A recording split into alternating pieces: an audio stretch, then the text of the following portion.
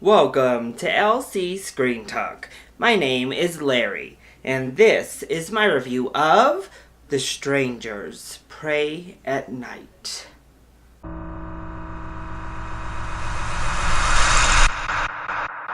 I really like the first Strangers film. I think it actually is one of the best horror films of the past 15 years. Certainly one of the best slasher films, if not the best of the slasher films to come out over that time period. So when I heard they were making a sequel, I knew it would be like a sequel more in the vein of same general premise, maybe the same masks as we saw, but not really a sequel per se, because we saw how that first one ended.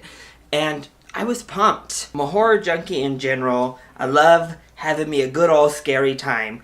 And I have to say, this may be a guilty pleasure of mine. Just a little bit.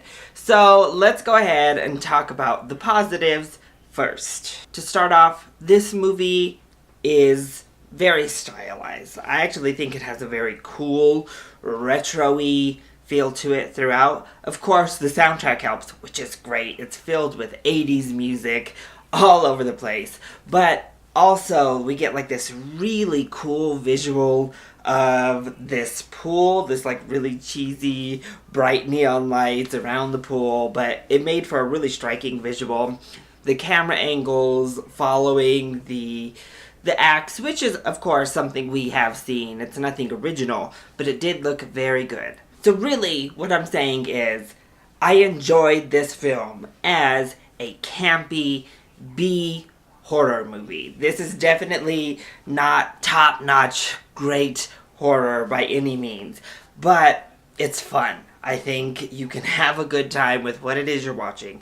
It's a slasher film that at least presents some cool style that doesn't take itself ultra serious, and it is fun. We get to points in the film where we're pulling out shotguns and some really funny kind of moments that are also like leave you cheering kind of moments. There are also just such great moments throughout. There's a moment where we get with the killer just sitting in the car, getting a good look at his mask. There are a lot of just great little character moments, in particular with our main guy, the male in the trio. He's such a cool, like, ominous slasher that it's fun.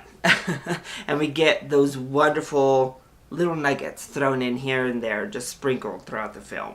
So really, that's all I can do to say positives in this film. It has style, the soundtrack is awesome, and it is a fun B horror flick. But like with any campy movie or any B-level horror film, certainly, there are a lot of problems when you just look at the picture.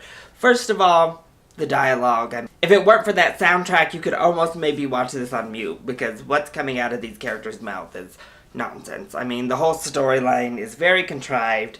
The actors give it a go with that dialogue that's written on the page, but a lot of that line delivery also is not very good. And with a lot of slasher films, especially poorly executed B-level slasher films, it goes by so many of the horror tropes that we've seen, that we've known.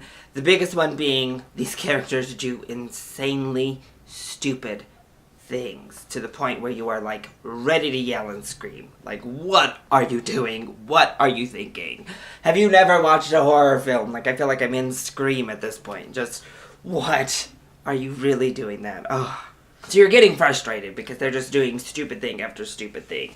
It's also really strangely edited. So the way that they do connecting shots between scene and scene is just very, very weird. And I thought it cheapened the whole experience. And actually, the quality of film in general makes it feel retro in a bad way.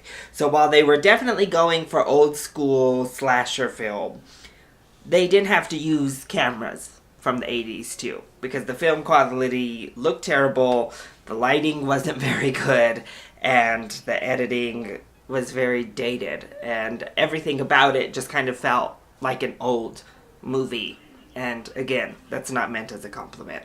Plus, I think the Strangers concept just works better as a home invasion. So this is nowhere near the level of quality of the first film. But I do think it's going for a completely different tone, a completely different vibe.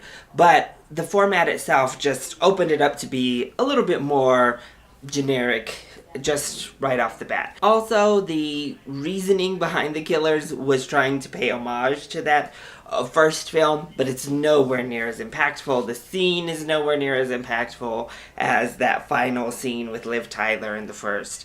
And it just kind of was like, okay.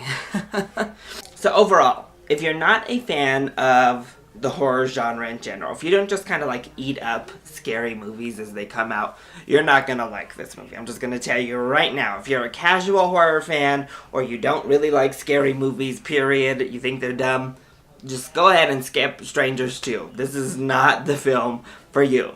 However, if you're like me and you kind of like campy, B-level, just fun, stylish horror films, I think you'll have fun with The Strangers Prey at Night. Honestly, if one or two things were just upgraded one level, just a little bit, I think this would be a really solid film.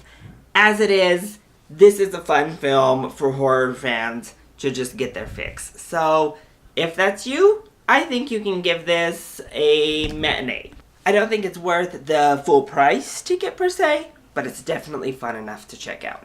So, that has been my review of The Strangers Prey at Night. I hope you enjoyed it. If you did, go ahead, click like down below, and subscribe to the channel so you are always up to date on our latest videos. Also, join in on the discussion. Are you excited to see The Strangers Prey at Night?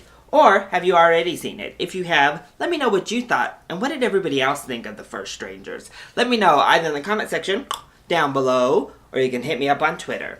I love you all so much for your support. Mwah! Thank you for watching, and I'll see you next time. Bye!